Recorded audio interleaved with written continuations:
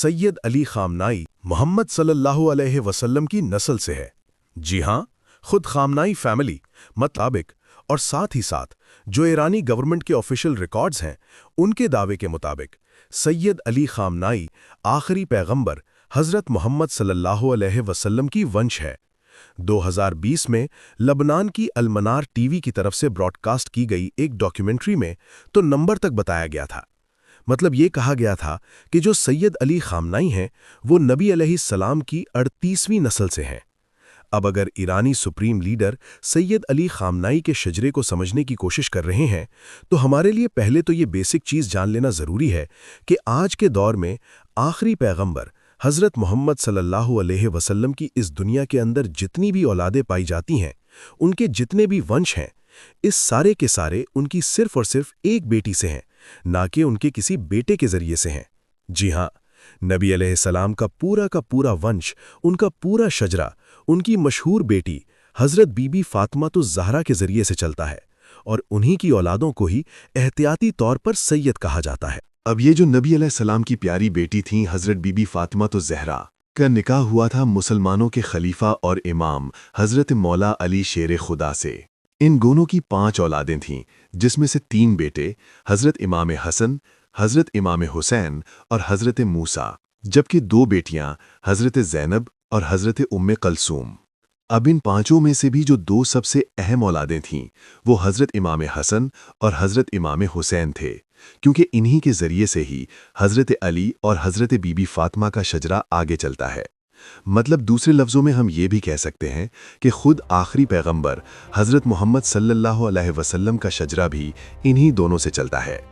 इसीलिए दुनिया के अंदर जितने भी लोग अभी तक अपने आप को हज़रत इमाम हसन की नस्ल से जोड़ते हुए आए हैं, उनको हसनी सैयद कहा जाता है,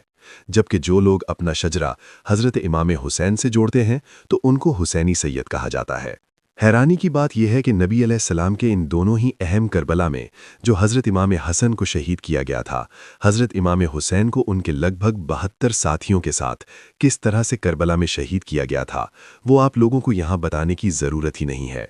अब वैसे तो हज़रत इमाम हसन की बेशुमार औलादें थीं, जिनके ज़रिए से आगे चलकर इनका ये शजरा, इनकी लाइन फले फूली, मगर आज फिर भी हम इनको नहीं बल्कि सिर्फ हज़रत इमाम हुसैन को डिस्कस करेंगे। इसकी वजह यही है कि सुप्रीम लीडर से ये तरीका हामिदा की जो फैमिली है, मतलब कि खामनाई फैमिली, वो अपनी जो लाइन है, जो अपनी नस्ल है, जो अपना शजरा है, वो हज़रत इमाम हसन नहीं बल्कि हज़रत इमाम हुसैन से जोड़ती है। आगे बढ़ें तो जैसा कि हम जानते ही हैं कि करबला के मैदान में जो कुछ भी हुआ था उससे हज़रत इमाम हुसैन की सिर्फ एक औलाद ही बच सकी थी, जिनका नाम था हज़रत इमाम ज़ैनुल आबिदीन। बाकी औलादों की तरह ये भी करबला के वाक़े के वक्त वहाँ पर मौजूद तो थे, मगर बीमार होने की वजह से हिस्सा नहीं ले सके थे। और शायद ये इत्तेफाक इसीलिए था क्योंकि खुदा को फिर इस पूरी नस्ल को सिर्फ और सिर्फ इन्हीं के ज़रिए से आगे बढ़ाना था। अब अगर इमाम ज़ैनुल आबिदीन की औलादों पर नज़र डाली जाए तो उनके एक बेटे हुआ करते थे ज़ैद अश-शहीद, जिन्होंने अपने साथियों के साथ अपने दौर में बनु उमैया की जुल्म के खिलाफ आवाज़ उठाने की जुर्रत की थी। अब बनु उमैया की जो उस दौर में हद से ज़्यादा ताकतवर हो चुके थे, उन्होंने इन लोगों की इस मूवमेंट को ना सिर्फ कुचला बल्कि ज़ैद अश-शहीद को उनके साथियों समेत शहीद भी कर दिया। अब यहाँ पर एक और भी अहम चीज़ जो आप लोगों के लिए जानना ज़रूरी है वो ये है कि आज के दौर में आप लोग यमन के इलाके में रहने वाले जिन ज़ैदी शिया लोगों के बारे में सुनते रहते हैं और ख़ास तौर से उनकी इस ग्रुप हूती के बारे में सुनते रहते हैं, यमन के वो हूती लोग, वो ज़ैदी शिया लोग कहीं और से नहीं बल्कि यहीं से निकले हैं। जी हाँ, इस दौर में हुआ ये था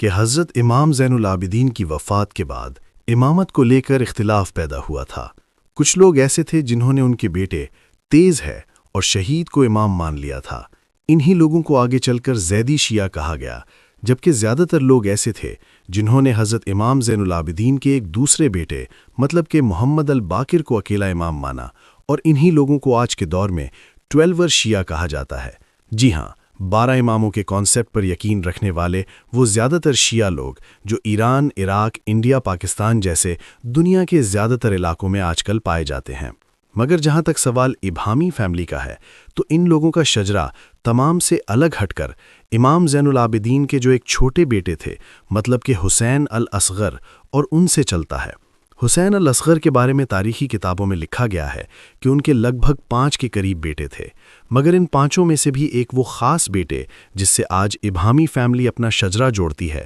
ان کا نام حسن الاستاذ تھا۔ جہاں تک سوال ان کے نام میں موجود اس ورڈ مطلب کہ استاذ کا ہے، تو ہوا یہ تھا کہ جب بنو عباس نے بنو امیہ کی سلطنت کو ختم کیا تھا، پھر اسپین ریلیز کے اس علاقے کو چھوڑ کر گونڈرس مذہب کے اس علاقے میں جا کر آباد ہو گئے تھے، جہاں پر آج اسپین موجود ہے۔ یہ لمبے وقت تک اس علاقے میں قائم افتی ڈائنسٹی میں رہے،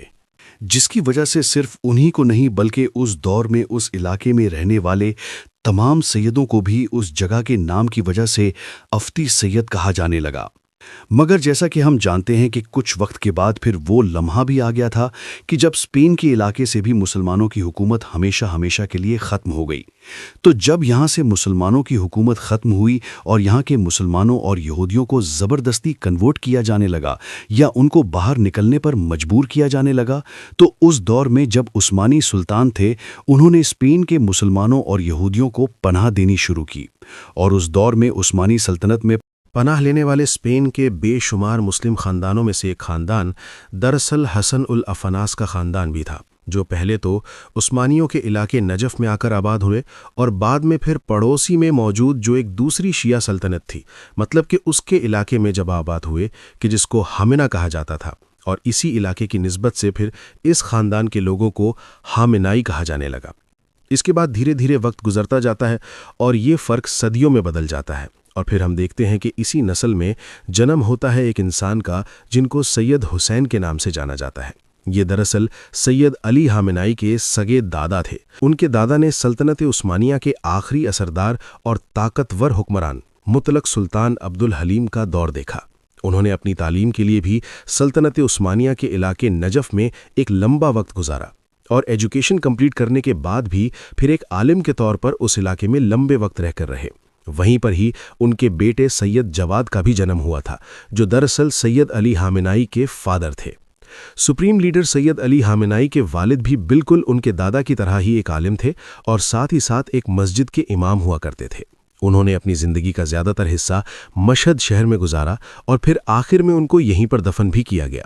ساتھ ہی سید علی ہامنائی کے جو فادر تھے انہوں نے اپنی زندگی میں 2 شادیاں کی تھیں۔ ان کی جو پہلی بیوی تھیں ان سے ان کی 3 بیٹیاں پیدا ہوئی تھیں، جبکہ جو دوسری بیوی تھیں جن کا نام ہادجہ تھا ان سے ان کی 5 اولادیں پیدا ہوئیں۔ ان 5 اولادوں میں سے ایک بیٹی تھی جبکہ 4 بیٹے تھے، اور انہی 4 بیٹوں میں سے ایک بیٹے کا نام تھا علی ہامنائی، جن کا جنم 1939 میں اسی مشہد شہر کے اندر ہوا کہ جہاں پر ان کے فادر نے اپنی زندگی کا بڑا حصہ گزارا تھا۔